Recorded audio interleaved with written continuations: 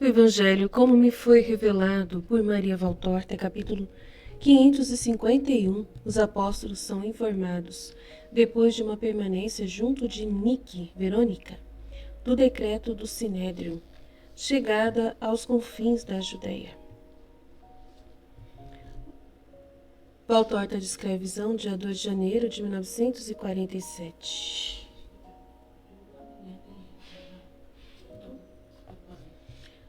Num fresco e sereno romper da aurora, os campos ao redor da casa de Nike estão todos verdejantes, com os trigais novos, já com a altura de uns poucos centímetros, delicados na cor de uma esmeralda bem clara.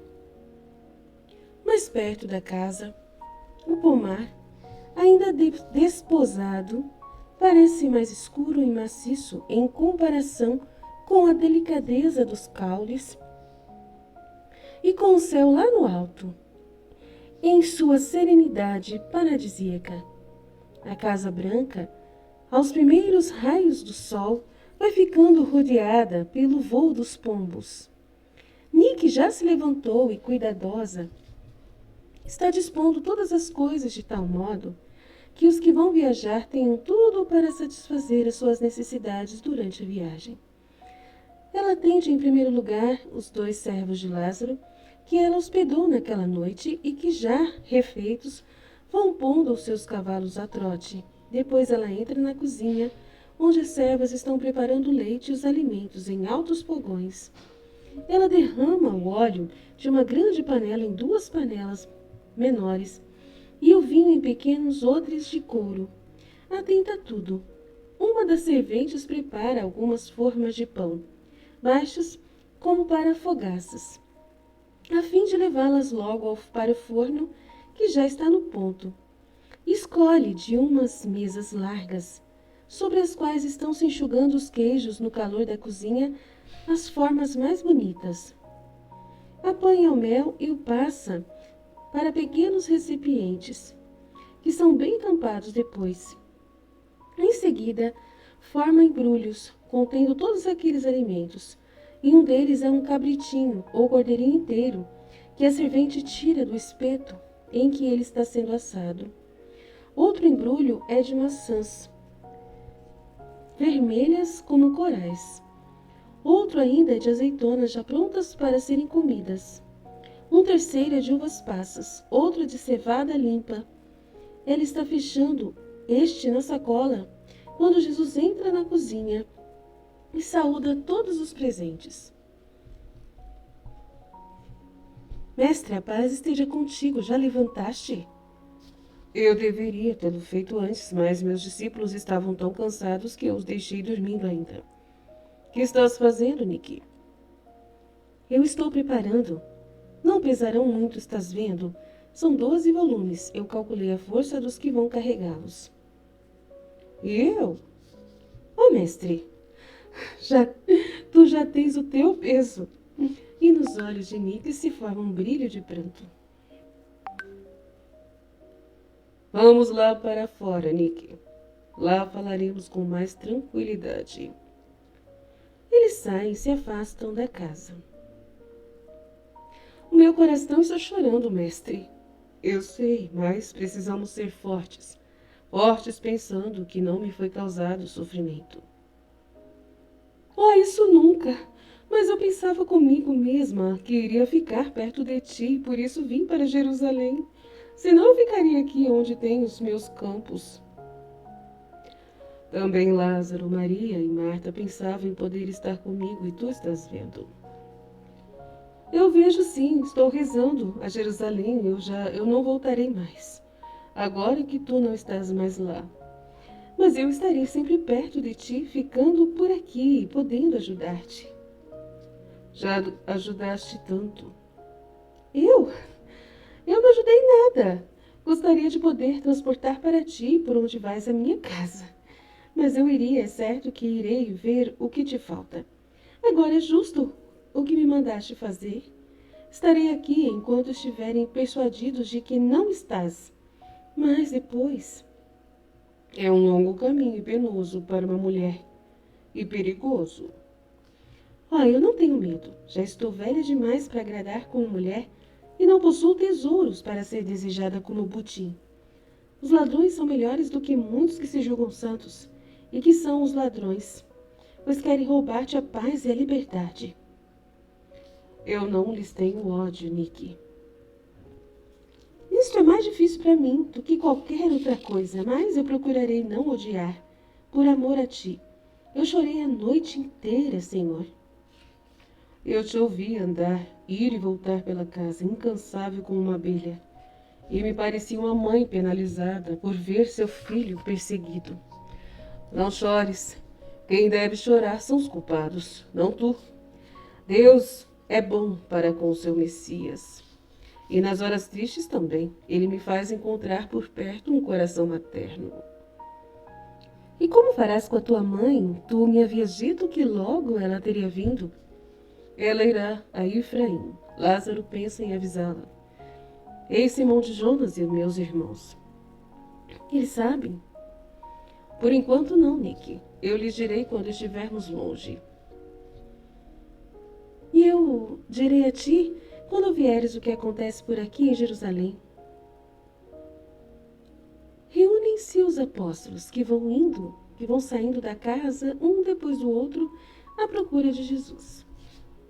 Vinde, irmãos, refazei-vos antes de partirdes. Já está tudo pronto. Nick, por causa de nós, não dormiu esta noite. Agradecer a boa discípula de Jesus, entrando na ampla cozinha, onde sobre uma mesa que parece de refeitório de tão grande que ela é, estão soltando vapor umas tigelas cheias de leite e paira no ar o bom cheiro das fogaças que acabaram de ser tiradas do forno e sobre as quais Nick passou manteiga e mel em abundância, dizendo que são alimentos fortificantes para quem vai fazer uma longa viagem àquelas horas que estão ainda bem frias.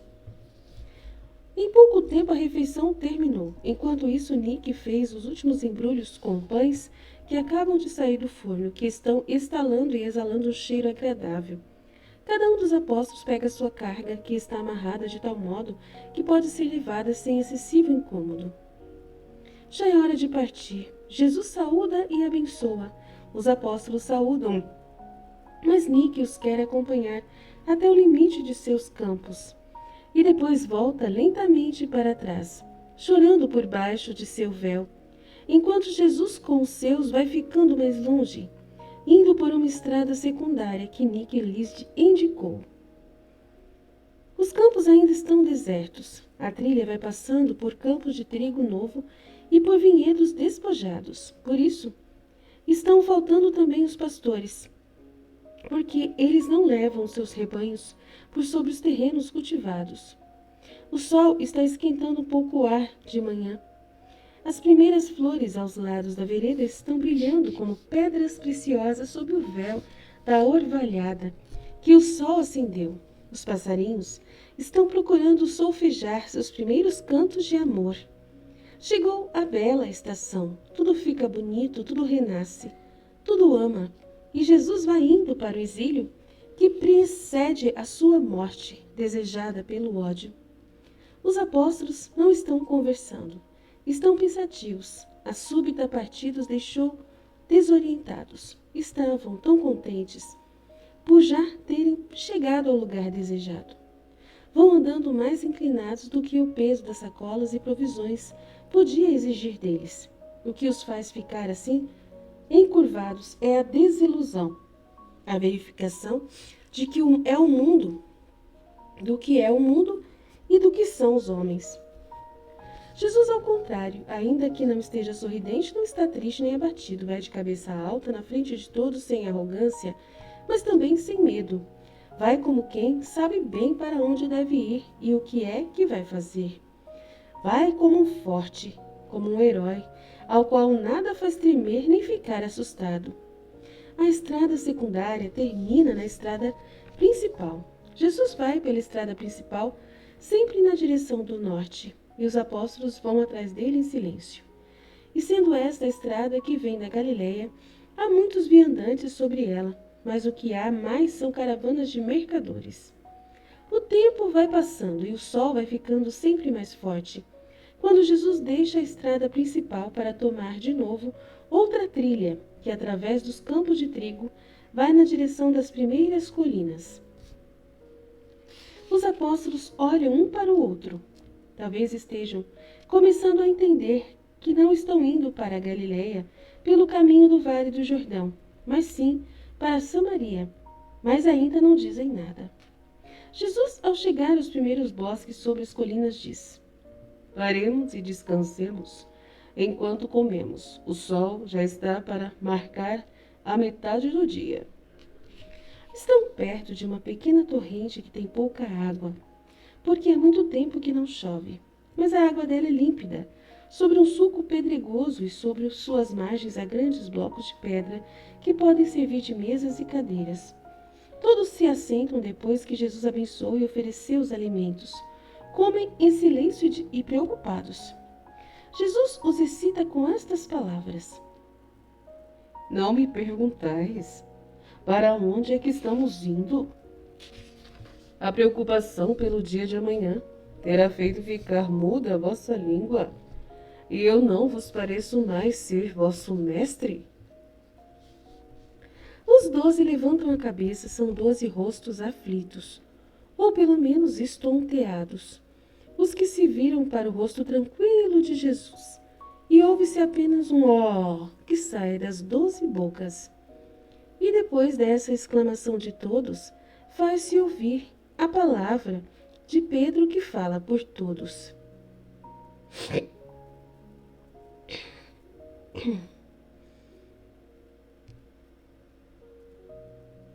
Não sei por que eles falaram ó. Não entendi. Mestre, tu sabes que és para nós sempre o mesmo, mas é que desde ontem de tarde estamos como quem recebeu uma grande pancada na cabeça. E para nós, tudo está parecendo um sonho. E tu? Vemos e sabemos que és tu, mas tu nos pareces como se já estivesses longe. Um pouco já nos tinha ficado essa sensação quando falaste com o teu pai antes de chamar Lázaro.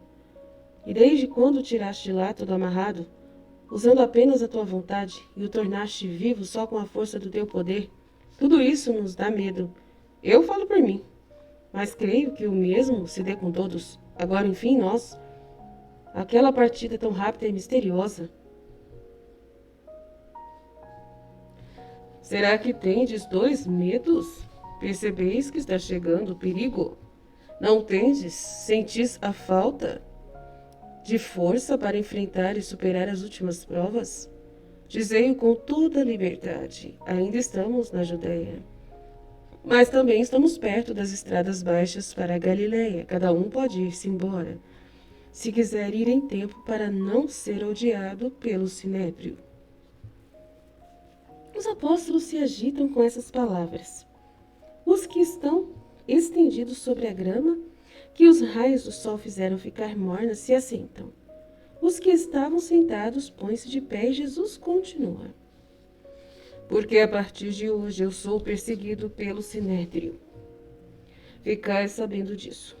A estas horas está para ser lido nas 500 e tantas sinagogas de Jerusalém e daquelas cidades que o puderam receber o edital emitido ontem, à hora sexta, onde consta que eu sou grande pecador e que cada um que souber onde eu estou tem o dever de denunciar-me ao Sinédrio para que ele me capture.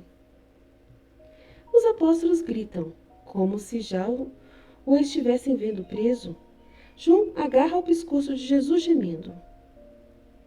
Eu sempre o previa! E soluça fortemente. Alguns fazem imprecações contra o Sinédrio, outros invocam a justiça divina, outros choram e outros ficam como umas estátuas. Calai-vos, escutai, eu nunca vos enganei. Eu sempre vos disse a verdade. Como eu pude, vos defendi e protegi. A vossa proximidade de mim foi-me sempre amável como a de filhos. Também eu não escondi de vocês a minha última hora, os meus perigos, a minha paixão. Mas aquilo eram coisas minhas, exclusivamente minhas. Agora são os vossos perigos, a vossa segurança e a de vossas famílias que hão de ser postos em consideração. E eu vos peço que o façais. Tendes para isso a liberdade completa. Não considerareis essas coisas pensando no amor que tendes por mim, nem na escolha de que vos foi feita por mim.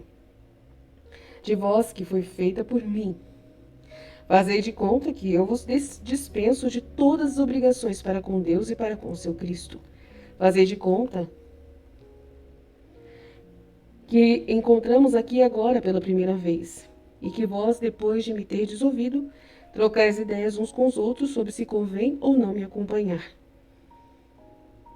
Eu, desconhecido, cujas palavras vos haviam comovido, fazei de conta que me estáveis ouvindo e vendo pela primeira vez, e que eu vos digo, olhai como eu sou perseguido e odiado, e que quem me segue é perseguido e odiado como eu, em sua pessoa, em seus interesses, em seus afetos.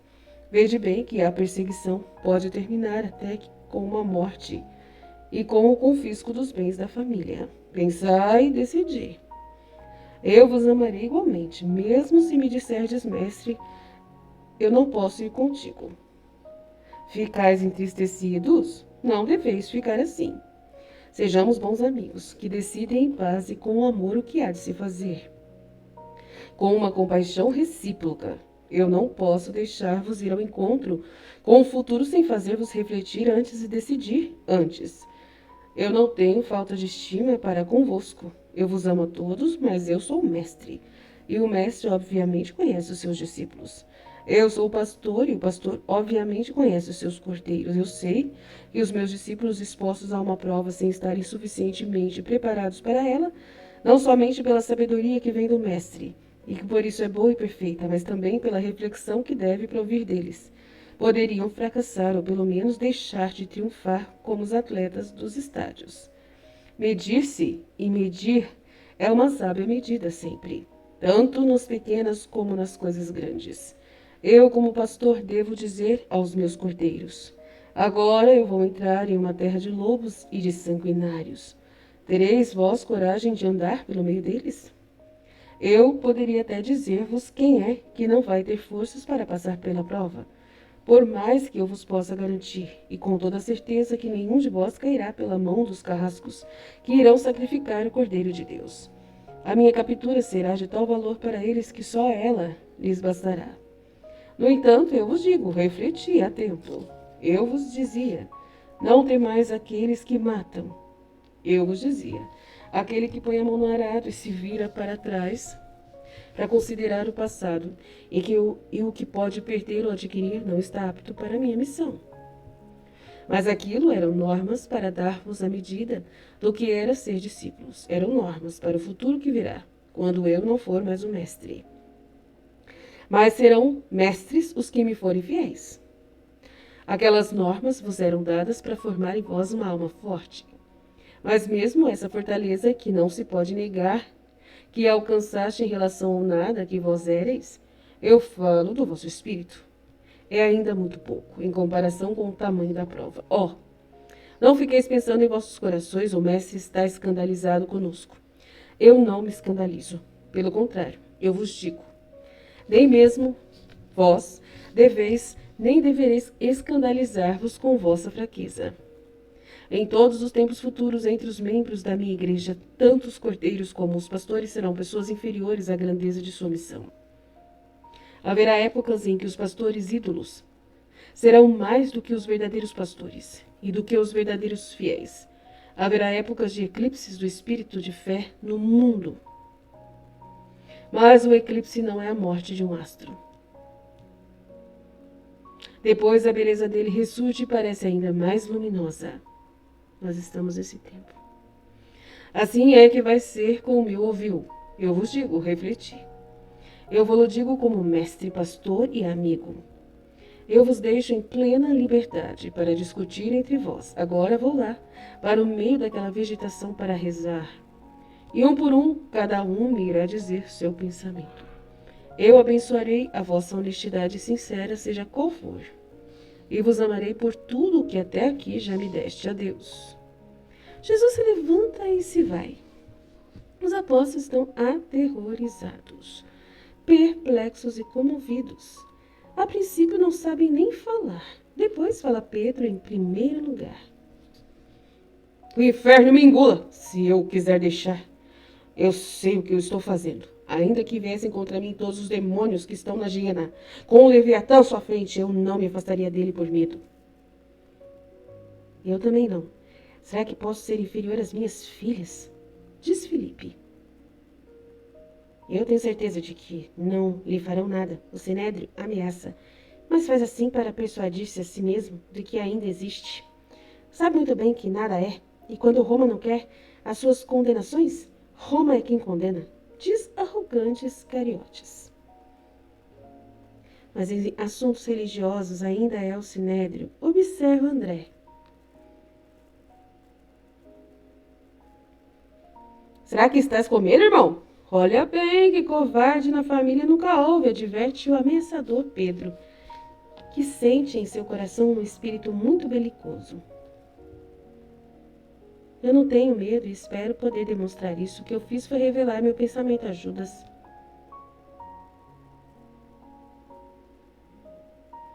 Tens razão, mas o erro do Sinédrio é o de querer usar de uma arma política para não querer dizer e nem escutar falar o que eles é que levantar as mãos contra o Cristo. Disso eu sei com certeza. Eles quereriam, ou melhor, teriam querido fazer o Cristo cair em pecado para torná-lo objeto de desprezo para as multidões, mas matá-lo? Logo eles? Ah, isso não. Disso eles têm medo. Medo não de confrontações humanas, porque é um medo espiritual. Sabem muito bem que ele é o Messias, eles sabem. E tanto sabem que percebem que para eles tudo se acabou, pois que estão chegando os tempos novos. Eles querem abatê-lo, mas poderão eles abatê-lo? Não. Por isso querem descobrir uma razão política, para que seja o presidente, para que seja Roma a abatê-lo. Mas o Cristo não prejudica Roma, e por isso Roma o prejudicará e o Sinédrio vocifera em vão. Então tu ficará com ele? Sem dúvida. E mais do que todos. Eu não tenho a perder ou a ganhar, nem ficando, nem indo-me embora.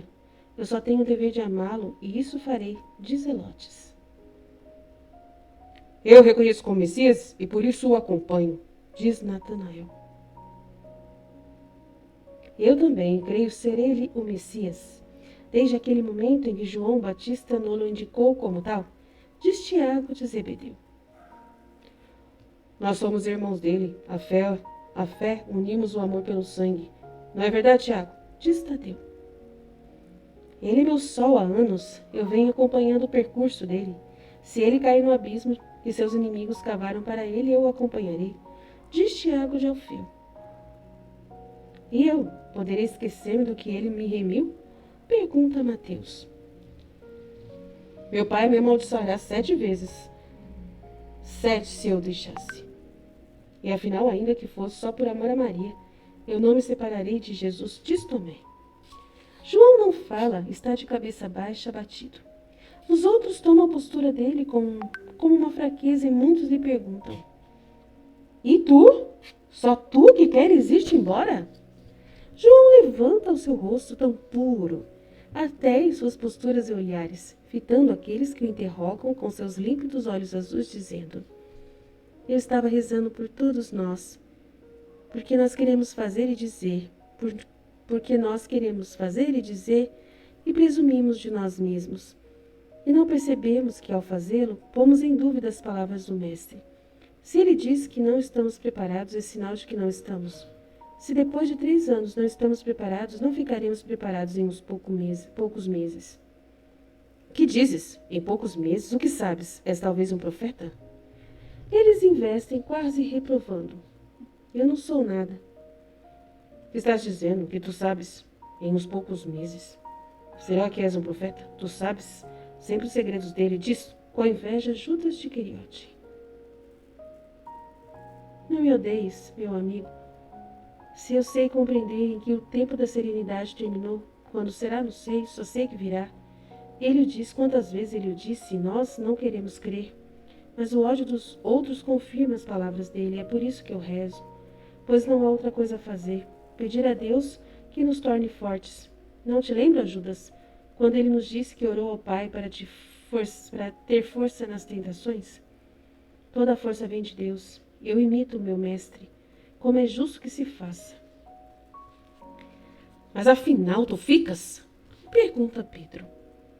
E para onde queres que eu vá, se não ficar com ele, que é a minha vida e o meu maior bem? Mas visto que eu sou um pobre menino, o mais miserável de todos, tudo eu peço a Deus, que é o Pai de Jesus e de nós. Está dito. Então vamos, ficamos com ele. Vamos ao encontro dele. Certamente ele está triste, mas a nossa fidelidade o fará contente, diz Pedro. Jesus está prostrado em oração, com o rosto no chão, por entre a grama, certamente está suplicando ao seu pai. Mas ele se levanta, ao ouvir o barulho dos passos, e olha para os seus 12. Olha para eles com uma seriedade meio triste. Fica contente, mestre, nenhum de nós te abandona, diz Pedro. Vós decidiste depressa demais e... Horas ou séculos não mudarão os nossos pensamentos, diz Pedro. Nem as ameaças, o nosso amor, professa Iscariotes. Jesus para de olhá-los, todos juntos, e passa a fitá-los um por um. É um longo olhar, suportado sem medo por todos. Seu olhar se demora especialmente sobre Iscariotes, que olha para ele com mais segurança do que todos. Jesus então abre os braços como quem faz um gesto de resignação e diz: Vamos, vós todos definistes o vosso destino.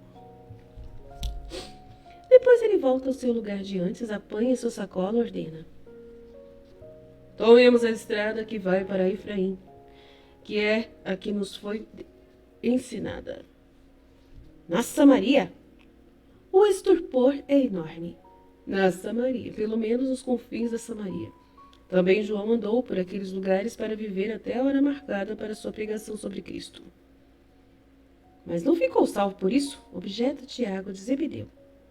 Eu não estou procurando salvar-me, mas sim salvar os homens. Eu os salvarei na hora marcada. As ovelhas mais infelizes é que vai o pastor perseguido, para que elas, as abandonadas, tenham sua parte de sabedoria que as prepare para os tempos novos. Jesus vai com um passo apressado depois da parada que serviu para repousar e para respeitar o sábado, querendo chegar antes que a noite torne intransitáveis os caminhos. Quando eles chegam à pequena torrente que vem de Efraim e vai para o Jordão, Jesus chama Pedro e Natanael e lhes dá uma bolsa, dizendo: Ide à frente e procurai Maria de Jacó. Lembro-me de que Malaquias me disse ser ela a mais pobre do lugar, ainda que sua casa tenha ficado grande, que nela não estão mais os seus filhos e filhas. Ficaremos na casa dela, dai-lhe umas boas moedas para que nos receba como hóspedes logo, sem ficar conversando com muitos. A casa, vós sabeis qual é. É aquela grande, sombreada por 4 romanzeiras que está perto da ponte sobre a torrente. Nós sabemos, mestre. Faremos como dizes. E eles vão sem demora, e Jesus os acompanha com os outros a passos lentos. Da bacia, que a torrente divide em 2 meias bacias, vê-se o branquejar das casas do povoado aos últimos raios da luz do dia e aos primeiros clarões da lua. Não há ninguém passando por ali. Quando eles chegam à casa, que já está toda branca pela luz da lua, só a voz da torrente é que se ouve no meio do silêncio da tarde. Virando para trás e olhando para o horizonte, vê-se um grande espaço do céu estrelado que se curva sobre uma boa extensão de terrenos, que vão se inclinando para o deserto plano e indo para o Jordão. Uma paz profunda reina sobre a terra. Batem à porta. Pedro abre. Tudo foi feito, senhor. A velha chorou ao ver que lhe eram dadas as moedas. Ela não tinha mais nenhuma moedinha, e eu lhe disse: Não chores, mulher. Onde está Jesus de Nazaré? Não há mais dor. E ela me respondeu: Não, eu sei. Eu tenho sofrido durante toda a minha vida e agora já estava mesmo no limite do sofrimento, mas o céu se abriu para mim nesta minha tarde e me traz a estrela de Jacó para me dar-me paz. E agora ela está preparando os quartos, que são fechados há muito tempo. Há muita coisa, mas a mulher é muito boa. Ele aí, mulher, o rabi está aqui. Vem para a frente uma velhinha ressequida, com os olhos cheios de tristeza, ela toda confusa. Para alguns passos de Jesus está amedrontada. A paz esteja contigo, mulher. Não te darei muito incômodo. Eu quereria que andasse sobre o meu coração, a fim de tornar para ti mais doce a entrada em minha pobre casa. Entra, Senhor, e que Deus entre contigo.